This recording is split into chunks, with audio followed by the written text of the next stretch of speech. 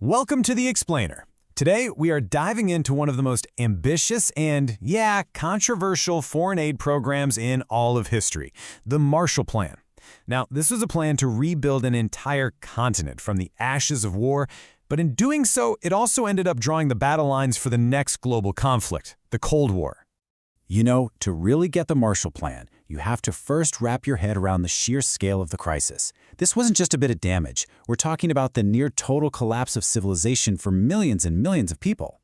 Take a look at this number, 1,500. During the brutal winter of 1946 to 47, that was the average daily calorie intake in Germany. That is way below what you need for basic survival. People were literally starving in the streets. It's just one stark number that really captures the desperation gripping the entire continent.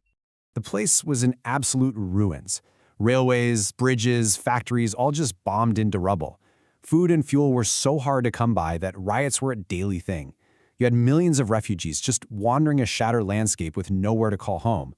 Industry had completely ground to a halt, so with no jobs and no hope, people started turning to radical politics. This led to massive strikes and just incredible political instability. So, how on earth do you respond to a crisis like that? Well, out of all that chaos, an unprecedented idea began to form in Washington, D.C. And it was born not just out of generosity, but from a deep and growing strategic fear. Officially, its name was the European Recovery Program, or ERP for short. But we all know it by the name of the guy who proposed it in a speech at Harvard back in 1947, U.S. Secretary of State George Marshall. The concept was, on the surface, pretty simple, but it was radical in its scale. America would foot the bill for the reconstruction of Europe. Now, this is where it gets really interesting, because it breaks down the two big motivations behind the plan. On one hand, there was a genuine humanitarian concern. American leaders saw the suffering and they were terrified of a complete societal breakdown. But on the other hand, there was this huge geopolitical threat. They knew that hungry, desperate people are drawn to radical ideas. And communist parties in places like France and Italy, they were gaining incredible strength, and they were all backed by the Soviet Union. In his now famous speech, Marshall framed the whole thing brilliantly. He didn't present it as some anti-Soviet strategy. No, he pitched it as a moral necessity, a fight against chaos itself. By making the enemy hunger and poverty, he came up with an idea that was pretty hard for anyone to argue against in public. But you know, presenting an idea is one thing. Getting the entire world, and crucially, the Soviet Union, on board, that was a whole other challenge. And this is really where the plan turned from a simple recovery program into a Cold War battlefield. And get this for a critical diplomatic move. Initially, the plan was open to everybody. The invitation went out to all of Europe, and that included the Soviet Union and its Eastern European satellite states. It looked like a gesture of universal recovery, but you better believe it was a calculated risk. The Soviet Union's response? A flat-out refusal.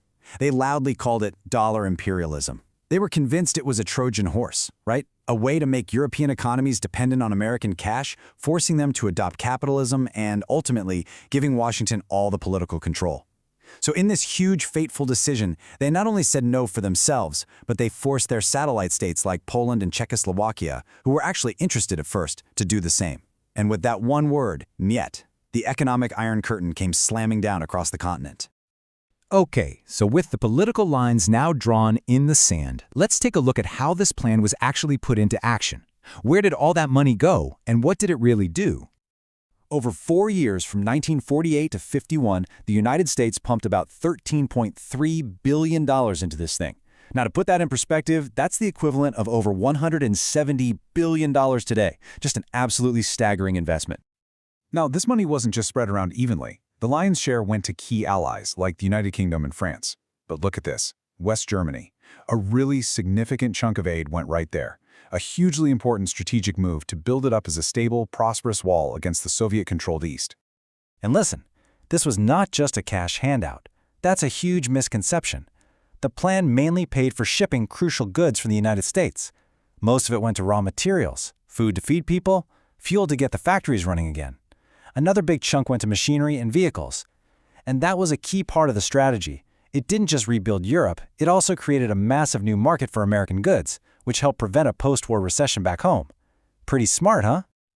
So what was the end result of all this? Well, the plan's legacy was just profound. It didn't just rebuild buildings, it completely reshaped the entire economic and political landscape for decades. The results were, frankly, transformative. Economically, it was a massive success. It kicked off what became known as the post-war economic miracle in Western Europe. Politically, it worked exactly as planned.